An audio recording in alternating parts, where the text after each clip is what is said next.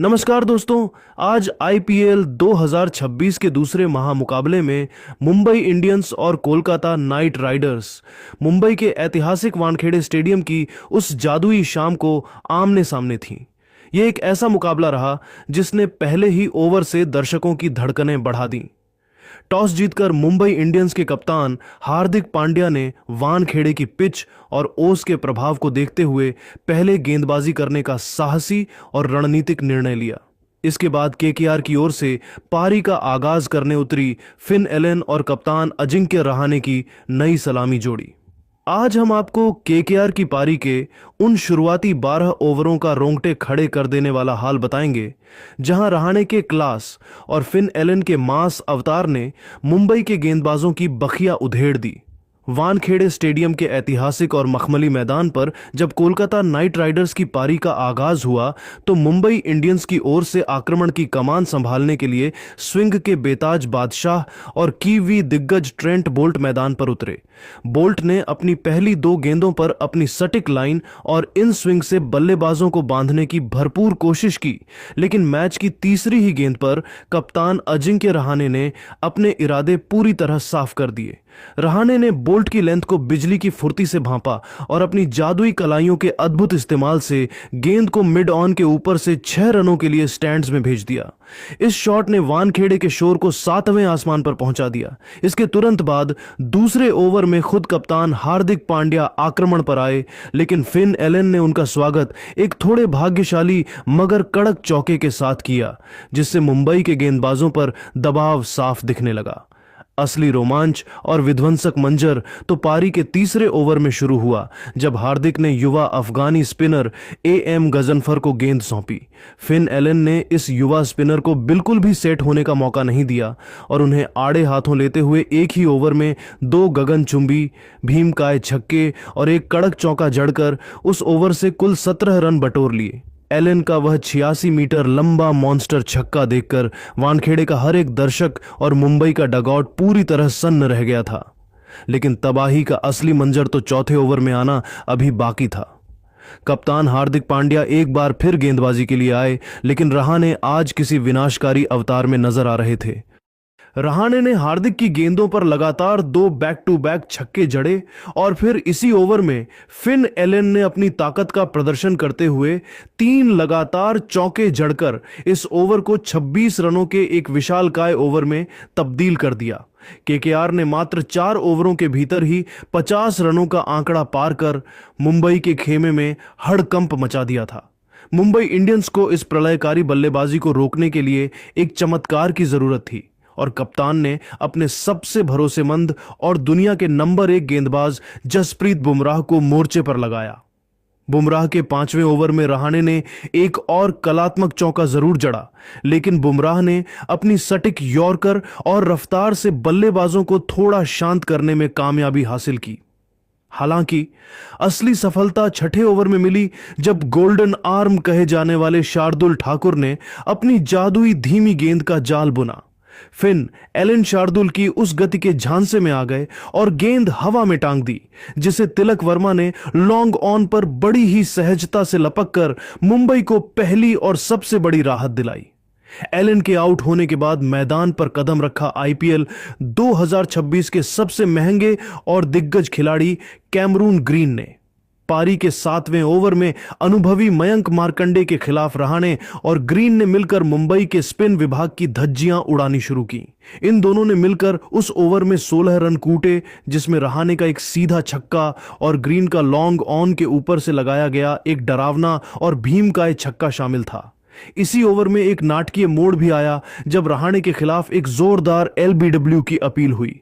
मुंबई ने बिना देर किए रिव्यू डीआरएस लिया, लेकिन रिप्ले में साफ दिखा कि गेंद लेग स्टंप के बाहर जा रही थी, जिसके कारण मुंबई ने अपना एक महत्वपूर्ण रिव्यू गंवा दिया। लेकिन 8वें ओवर में शार्दुल ठाकुर ने एक बार फिर अपनी पालघर एक्सप्रेस वाली चतुराई दिखाई। उन्होंने दुनिया के सबसे महंगे खिलाड़ी ग्रीन 18 रन को अपनी एक और घातक धीमी शॉर्ट पिच गेंद पर फंसाया। शेरफेन रदरफोर्ड ने डीप पॉइंट पर चीते जैसी फुर्ती से आगे की ओर डाइव लगाकर एक अविश्वसनीय और हैरत अंगेज कैच पकड़ा, जिसने केकेआर को दूसरा झटका दिया। ग्रीन के पवेलियन लौटने के बाद युवा सनसनी अंकुरिश रघुवंशी क्रीज पर आए। 9वें ओवर में ट्रेंट बोल्ट ने वापसी की कोशिश की, लेकिन अजिंक्य रहाणे आज किसी और ही दुनिया के बल्लेबाज लग रहे थे। उन्होंने बोल्ट की एक तेज गेंद पर बड़ी ही नजाकत के साथ 2 रन दौड़कर मात्र कुछ ही गेंदों के भीतर अपना शानदार और रिकॉर्ड तोड़ अर्धशतक पूरा कर लिया। दूसरी ओर युवा रघुवंशी ने भी अपनी प्रतिभा का परिचय देते हुए बोल्ट को एक कलात्मक और कॉपी बुक कवर ड्राइव जड़कर अपना खाता खोला। 10वें ओवर में गजनफर के दोबारा आक्रमण पर आते ही रहाणे ने एक बार फिर अपना रौद्र और आक्रामक रूप दिखाया। उन्होंने मिड विकेट के ऊपर से एक हिमालयी और भीमकाय छक्का जड़कर न केवल अपना स्कोर बढ़ाया, बल्कि केकेआर के कुल योग को भी रॉकेट की रफ्तार से 120 के पार पहुंचा दिया। वानखेड़े की लाल मिट्टी आज रहाणे के क्लास की गवाह बन रही थी और मुंबई के गेंदबाज इस प्रलय को रोकने के लिए बेबस नजर आ रहे थे। वानखेड़े के ऐतिहासिक मैदान पर पारी के 12 ओवरों की समाप्ति के बाद कोलकाता नाइट राइडर्स का स्कोर अब 2 विकेट के नुकसान पर 136 रनों के एक बेहद मजबूत, विशालकाय और चुनौतीपूर्ण आंकड़े तक पहुंच चुका था। मैदान के चारों तरफ केकेआर के प्रशंसकों का शोर गूंज रहा था, क्योंकि उनके कप्तान अजिंक्य रहाणे आज किसी और ही मिट्टी के बने नजर आ रहे थे। रहाणे मात्र 37 गेंदों पर 66 रनों की एक ऐसी राजसी, कलात्मक और साथ ही साथ विस्फोटक पारी खेल रहे थे जिसने T20 क्रिकेट की परिभाषा ही बदल दी थी। उनकी इस पारी में अब तक 3 जादुई चौके और 5 गगनचुंबी छक्के शामिल हो चुके थे, और सबसे बड़ी बात यह थी कि इनमें से हर शॉट क्रिकेट की कॉपी बुक शैली का हिस्सा लग रहा था। दूसरे छोर पर युवा सनसनी अंकुरिश रघुवंशी भी अपने कप्तान का बखूबी साथ निभा रहे थे और अपनी निडर बल्लेबाजी से मुंबई के गेंदबाजों को चैन की सांस नहीं लेने दे रहे थे।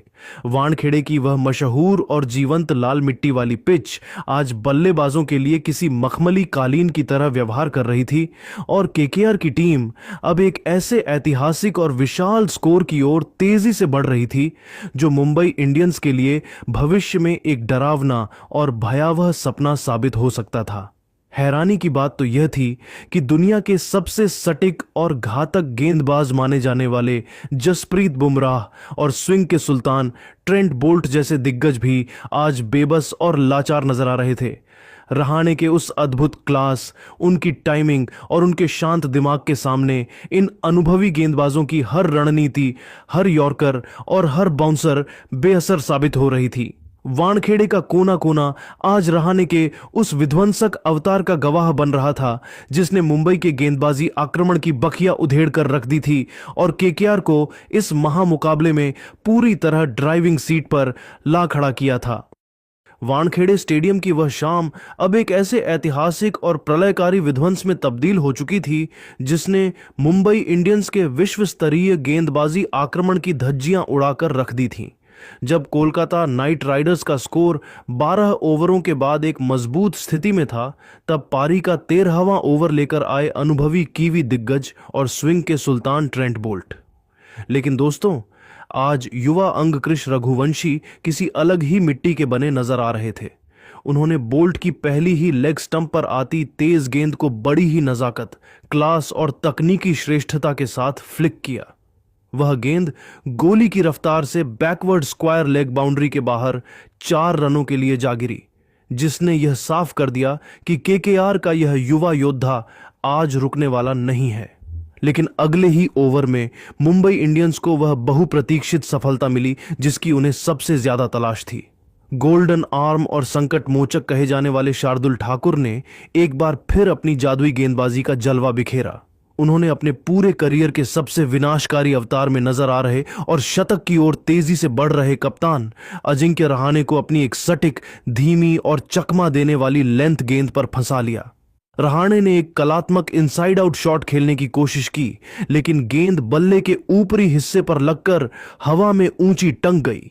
एक्स्ट्रा कवर पर तैनात कप्तान हार्दिक पांड्या ने अपनी एकाग्रता बनाए रखते हुए एक आसान सा कैच लपका और रहाणे की उस राजसी, शाही और ऐतिहासिक पारी का अंत कर दिया।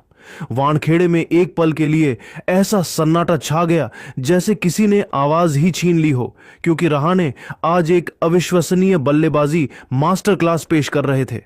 रहाणे के पवेलियन लौटने के बाद मैदान पर भारत के सबसे भरोसेमंद और खूंखार फिनिशर रिंकू सिंह का आगमन हुआ, लेकिन दूसरे छोर पर अंगकृष रघुवंशी ने तबाही मचाने का सिलसिला जारी रखा। 14वें ओवर में शार्दुल की एक और वाइड गेंद पर रघुवंशी ने अपनी बाजुओं की ताकत दिखाई और ठिक एज के जरिए थर्ड मैन के ऊपर से एक सनसनाती हुई बाउंड्री बटोर ली। असली प्रलय और विध्वंस तो 15वें ओवर में शुरू हुआ, जब युवा अफगानी स्पिनर एएम गजनफर को दोबारा मोर्चे पर लगाया गया। इस ओवर की पहली ही गेंद पर रिंकू सिंह ने अपना खाता एक कड़क और कॉपीबुक चौके के साथ खोला। इसी ओवर में रघुवंशी ने एक बहुत ऊंचा हवाई शॉट खेला, जहां रोहित शर्मा जैसे महान फील्डर से एक अप्रत्याशित कैच छूट गया और गेंद बाउंड्री के पार 4 रनों के लिए चली गई। इस मिले हुए जीवनदान का रघुवंशी ने निर्दयी फायदा उठाया और अगली ही गेंद पर गजनफर के सिर के ऊपर से 88 मीटर का एक भीमकाय और आसमानी छक्का जड़कर उस ओवर से कुल 17 बहुमूल्य रन बटोर लिए। पारी के 16वें ओवर में ट्रेंट बोल्ट के खिलाफ रिंकू सिंह ने अपनी अद्भुत क्लास और टाइमिंग का मुजाहिरा पेश किया। उन्होंने बोल्ट की एक जूसी फुल टॉस गेंद को बड़ी ही सहजता के साथ कवर पॉइंट के ऊपर से चौके के लिए भेज दिया। इसके तुरंत बाद 17वें ओवर में शार्दुल ठाकुर के खिलाफ रघुवंशी ने अपना असली रौद्र रूप धारण किया। उन्होंने शार्दुल की एक लेंथ गेंद को घुटने टेककर मिड विकेट के ऊपर से एक शानदार और दर्शनीय छक्का जड़ा और अपने अर्धशतक की ओर तेजी से कदम बढ़ा दिए। इसी ओवर की अंतिम गेंद पर रिंकू सिंह ने एक और कड़क चौका जड़ा और केकेआर के कुल योग को 190 रनों के मनोवैज्ञानिक आंकड़े के पार पहुंचा दिया। शार्दुल ठाकुर ने हालांकि अपने स्पेल का अंत 3 महत्वपूर्ण विकेटों के साथ किया, लेकिन आज वे केकेआर के बल्लेबाजों के निशाने पर रहे और काफी महंगे साबित हुए। जब पारी का 18वां ओवर लेकर दुनिया के सबसे घातक और नंबर 1 गेंदबाज जसप्रीत बुमराह आए तो पूरे स्टेडियम की सांसें थम गईं। बुमराह के खिलाफ रन बनाना किसी भी बल्लेबाज के लिए माउंट एवरेस्ट की चढ़ाई करने जैसा कठिन कार्य होता है, लेकिन युवा रघुवंशी ने आज उन्हें भी नहीं बख्शा। उन्होंने बड़ी ही निडरता के साथ बुमराह की एक तेज यॉर्कर की कोशिश को भांपा और घुटने टेककर एक अविश्वसनीय स्वीप शॉट खेलकर चौका बटोर लिया। इस शॉट के साथ ही अंगकृष रघुवंशी ने मात्र 29 गेंदों पर अपना एक शानदार और ऐतिहासिक अर्धशतक पूरा किया। पूरा वानखेड़े इस युवा खिलाड़ी की अदम्य प्रतिभा और साहस को देखकर खड़े होकर तालियां बजाने लगा।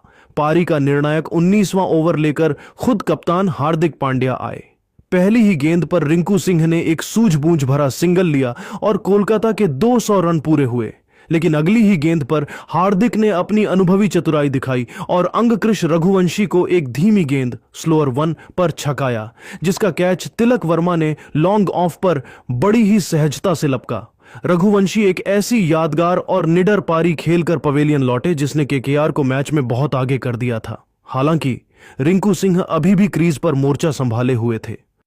उन्होंने बुमराह के अंतिम ओवर में अपनी जादुई टाइमिंग और कलाइयों के जोर का बेहतरीन परिचय दिया।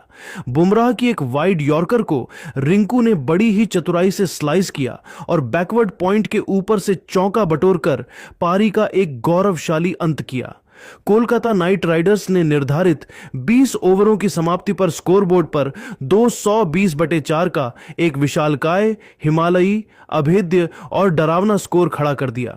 रिंकू सिंह 21 गेंदों पर 33 रनों की एक अत्यंत महत्वपूर्ण और प्रभावी पारी खेलकर नाबाद लौटे। एक समय जहां मुंबई इंडियंस ने रहाणे और ग्रीन को जल्दी आउट कर मैच में वापसी की जोरदार उम्मीद जगाई थी, वहां रघुवंशी के साहस और रिंकू के आखिरी ओवरों के धमाके ने मुंबई के सामने जीत के लिए 221 रनों का पहाड़ जैसा लक्ष्य रख दिया। वानखेड़े की स्टैंड्स में अब चिंता और तनाव के बादल साफ देखे जा सकते थे, क्योंकि बुमराह और बोल्ट जैसे दिग्गजों की मौजूदगी के बावजूद केकेआर ने रनों का ऐसा अंबार लगा दिया था जो किसी भी टीम के मनोबल को तोड़ने के लिए काफी था।